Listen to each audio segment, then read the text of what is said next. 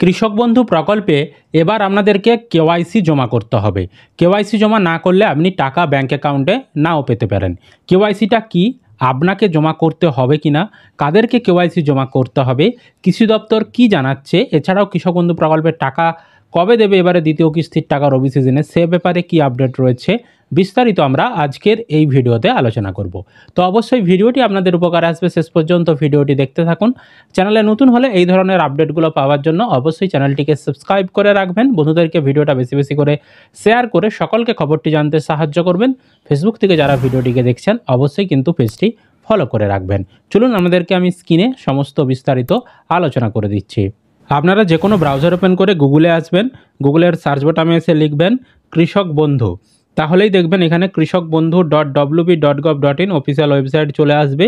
কৃষক বন্ধু লেখা দেখতে পাবেন, এই লেখাটির উপরে ক্লিক করে দেবেন, তাহলে আপনার সামনে পরবর্তী এই ধরনের অফিসিয়াল ওয়েবসাইট খুলে যাবে। এবার এখানে দেখুন দ্বিতীয় অপশানে নথিভুক্ত কৃষকের তথ্য বলে লেখা রয়েছে, এই লেখাটির উপরে আপনি ক্লিক করে দেবেন, তাহলে আপনার সামনে কৃষক বন্ধু প্রকল্পের এরকম অফিসিয়াল ওয়েবসাইট খুলে যাবে। এবার এখানে সার্চ অপশান পাবেন, এই যে সিলেক্ট অপশান, এখানে ক্লিক করে আপনি ভোটার কার্ড, আধার কার্ড, ব্যাংকের অ্যাকাউন্ট নম্বর, কৃষক বন্ধু আইডি, মোবাইল নাম্বার যার মাধ্যমে সার্চ করতে চাইছেন সেটা সিলেক্ট করবেন। তারপর আইডি কার্ডের নাম্বারের ঘরে উপরে আপনি যেইটি সিলেক্ট করেছেন সেই নাম্বারটি বসাবেন। আমরা মোবাইল নাম্বার সিলেক্ট করেছি, এখানে মোবাইল নাম্বার বসাবো। আপনি যদি উপরে ভোটার কার্ডের নাম্বার সিলেক্ট করতেন তাহলে এখানে ভোটার কার্ডের নাম্বার আপনাদেরকে বসাতে হতো। দিয়ে আই এম নট রোবট এই চেকবক্সে ঠিক চিহ্ন দিতে হবে, দিয়ে সার্চ অপশানে ক্লিক করলেই আপনাকে কৃষক বন্ধু প্রকল্পের স্ট্যাটাস দেখিয়ে দেবে। আমরা এই মুহূর্তে একজন কৃষকের স্ট্যাটাস চেক করেছি, এখানে তার একেডি আইডি, কেবি আইডি, ভোটার কার্ডের নাম্বার, আধার কার্ডের নাম্বার, কৃষকের নাম, জেলার নাম, ব্লকের নাম, গ্রাম পঞ্চায়েত, গ্রামের নাম, কতটা জমি যুক্ত রয়েছে, স্ট্যাটাস কি, ট্রানজ্যাকশন স্ট্যাটাস কি, সমস্ত কিছু দেখিয়ে দিয়েছে। তো ট্রানজ্যাকশন স্ট্যাটাসে দেখতে পাচ্ছেন ফাইনাল ধাপ অ্যাকাউন্ট ভ্যালিড চলে এসেছে।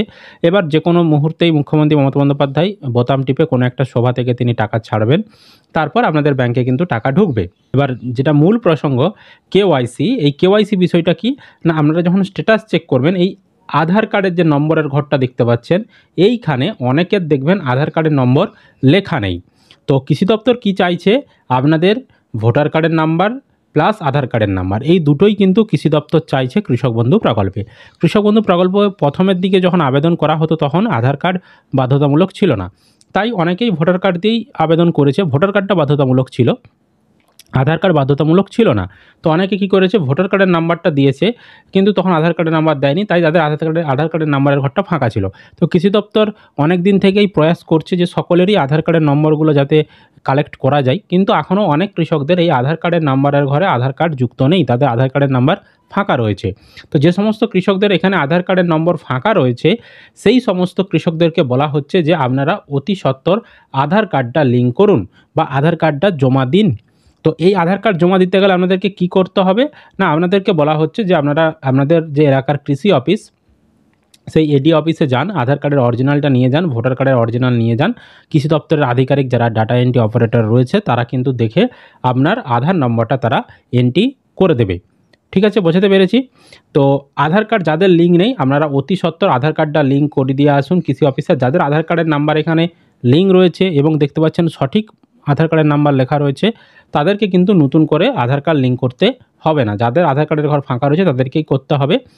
আর আরেকটা বিষয়, অনেকে জানতে চাইছেন যে কৃষক বন্ধু প্রকল্পের টাকা কি ডিবিটির মাধ্যমে দেবে, যেমনটা পিএম কিষাণ প্রকল্পে দেয় আধারের মাধ্যমে, সেরকমটা কি দেবে না? এখন পর্যন্ত ওই নিয়মটা ফাইনাল হয়নি। ঠিক আছে, ওই নিয়মটা চালু করতে চাইছে কৃষি দপ্তর, কিন্তু এখনও তারা ফাইনাল ডিসিশন নিতে পারছে না। তার কারণ হচ্ছে ওই যে বললাম, এখনও অধিকাংশ কৃষকদের আধার কার্ড লিঙ্ক হয়ে গেছে, কিন্তু অনেক পার্সেন্টেজ ধরতে পারেন প্রায় 20% বলুন বা 30% বলুন উপভোক্তাদের তাদের এখনও আধার কার্ডের নাম্বার লিঙ্ক নেই। তাহলে যদি কৃষি দপ্তর ওই সিদ্ধান্ত নেয় যে আধারের মাধ্যমে টাকা পাঠানো হবে, তাহলে কিন্তু সবার অ্যাকাউন্টে টাকা নাও ঢুকতে পারে।